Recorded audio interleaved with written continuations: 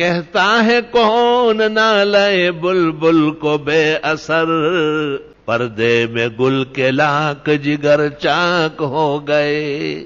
کہتے ہیں بلبل ایک عجیب سی آواز نکالتی ہے، اس کی آواز پر انسائکلوپیڈیا میں 1000 اقوال ہے، یہ کیا کہہ رہی ہے؟ ہر شخص نے اپنے فکر سے تشریح کی ہے۔ تو غالب کہتا ہے کہ لوگ سمجھتے ہیں کہ یہ پھول کے فراق میں اور جدائی میں، سیر نہیں ہوتا ہے پھول سے۔ تو کہتے ہیں بلبل کے رونے سے کیا ہوتا ہے؟ تو غالب کہتے ہیں پھول کا حشر دیکھو، جب آپ اسے کھولیں گے نا ٹکڑے ٹکڑے نکلے گا۔ کہتا ہے کون نہ لے بلبل کو بے اثر، پردے میں گل کے لاکھ جگر چاک ہو گئے۔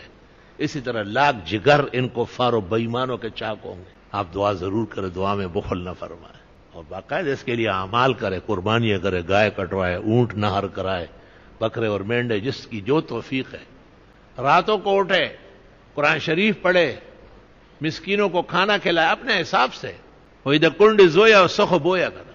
آخر تم سے بھی قیامت کے دن سوال ہوگا کہ آپ کے سامنے مسلمان ذلیل ہو رہے تھے، ان کے مذہبی جگہ چھینی جا رہی تھی اور ان کے قبلوں کے اندر کفرستان بن رہے تھے، آپ کا ایمان اور ضمیر کیوں نہیں جاگا؟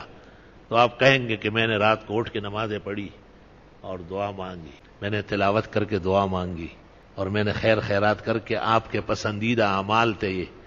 ہمیں انبیاء اور صلحاء اور اپنے علماء سے پتہ چلا تھا کہ ان کاموں سے اللہ تعالیٰ خوش ہوتا ہے، تو یہ اللہ آپ کی رضا کے لیے ہم نے یہ کام کیے، اور اللہ نے دیکھو ہمارے ایک بزرگ ڈاکٹر ہے، میں نے کئی مرتبہ ان کے مقولے سنائے اور وہ سنانے کے قابل ہے۔ جب کراچی میں دینی مدرسوں کے طلباء علماء شہید ہو رہے تھے تو وہ بہت غمگین ہو گئے، کہتے ہیں عجیب بات ہے، دینی حلقوں پہ باقاعدہ ہاتھ ڈال دیا گیا۔ تو وہ اپنے جب کلینک سے آئے تو بیوی نے اس کو کہا، انہوں نے کہا واقعی بہت زخم پہنچ گیا، بہت درد ہے مجھے۔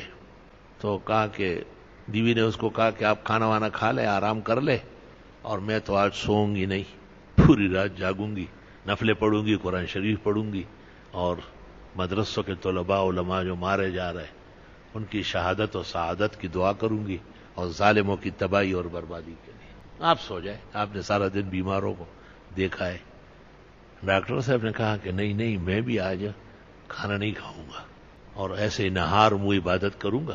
تو انہوں نے کہا آپ تھکے ہوئے ہیں، کہ دیکھو اس طرح اللہ زیادہ خوش ہوتا ہے۔ اللہ اکبر۔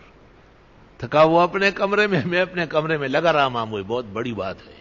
15ویں صدی خوش رنگ اس لیے، منور اس لیے، 15ویں صدی میں دینی درسگاہیں آباد ہے۔ دنیا نے دیکھا کہ وہ ظالم اور قاتلوں کا کیا حشر نشر ہو گیا، اور آج بھی ان کو جوڑ اور آرام نصیب نہیں ہے اور نہ کبھی ہوگا۔ خون کبھی معاف ہوتا ہے؟ ظلم، الظلم ظلمات یوم القیامہ، یہ ظلم جو کوئی کر لے، یہاں سے اندھیرا شروع ہو گیا، قیامت کے دن پورا چھا جائے گا اور ظالم اس میں اندھا بہرا ہو جائے، تباہ و برباد ہو جائے گا۔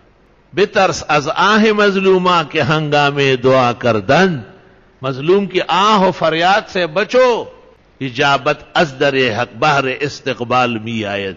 جب وہ کہتے ہیں اللہ اللہ تو دروازے کھل جاتے ہیں کہ وہی فریاد آ رہی ہے، آنسو آ رہے ہیں۔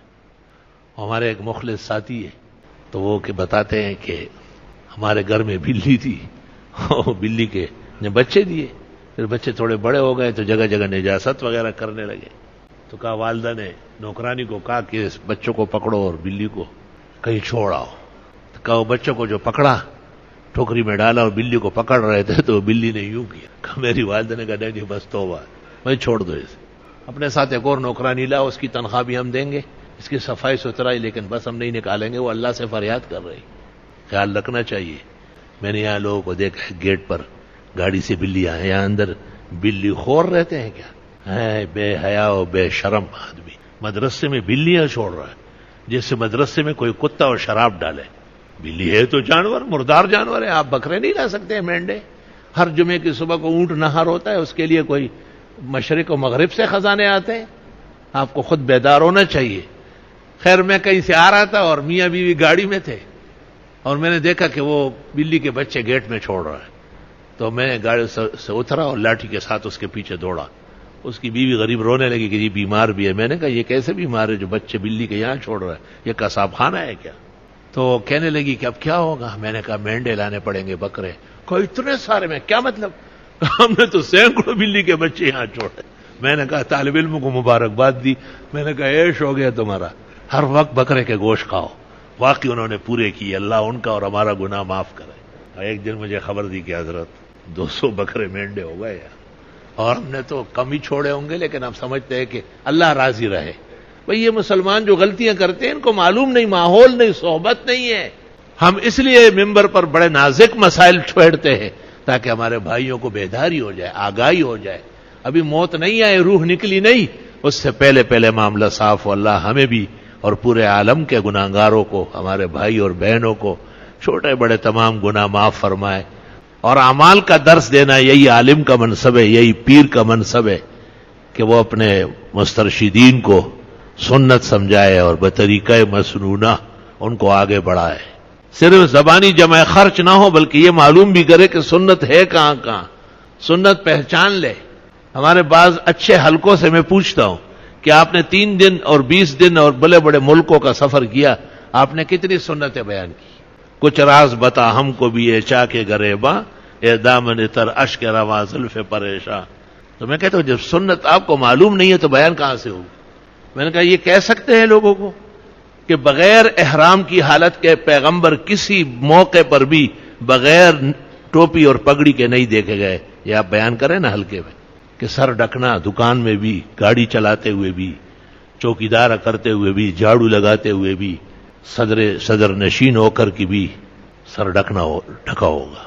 یہ سنت ہے، میں ذمہ دار ہوں، جس نے انکار کیا میں ہاں جواب دینے کے لیے تیار ہوں۔ آپ بتاتے ہیں انہیں کہ بغیر عذر کے پگڑی کیوں ترک ہو رہی ہے، خاص کر وہ جو شرائع جاننے والے۔ الحمدللہ الحمدللہ، احسن العلوم آسمان کے نیچے زمین کے اوپر ایک ایسا ادارہ ہے جن کے طلباء، علماء، اساتذہ سب متعمم ہیں، اور دور حدیث میں طالب کا یا استاذ کا بغیر پگڑی کے جا کے پڑھانا، اس کا سوال ہی پیدا نہیں ہو سکتا، تصور ہی نہیں ہے۔ پگڑی وہی سنت مستحبہ ہے، الحمدللہ، مسئلہ اپنی جگہ رہے گا اور اس پر عمل میں تندی ہوگی۔ ام المومنین حضرت عائشہ رضی اللہ تعالیٰ عنہ صحیحین میں فرماتی ہے، احب الاعمال عند اللہ ما ادوم علیہ وان قل، پسندیدہ عمل خدا کو وہ ہے جو ہمیشہ ہو، اگرچہ تھوڑا سا کیوں نہ ہو۔ بھئی سنتوں کا جائزہ لینا پڑے گا، جوتے اتارنے ہیں تو کیسے پہننے ہیں، تو دایاں پہلے، اتارنا ہے تو بایاں پہلے، تو جرابہ اور موزہ اسی حکم میں آ گیا۔ مسجد میں داخل ہوتے ہیں، کبھی کبھی ہم طالب علموں کو بلا لیتے ہو، یار کیسے داخل ہوئے؟ دایاں پاؤں آگے کرنا تھا، جی معافی چاہ، اچھی بات۔ پاک لوگ ہیں، نیکان زمانہ ہے، لیکن سیکھنے آئے نا، علماء دین تو نہیں ہوئے ابھی۔ علماء دین شاڑے پاڑے کر رہے ہیں تو وہ کیا ہے؟ السلام علیکم جی دوستو، آپ نے دیکھا اور سنا شیخ مفتی ظہور علی خان رحمۃ اللہ علیہ کو کہ شیخ مفتی ظہور علی خان رحمۃ اللہ علیہ کیا بیان فرما رہے تھے۔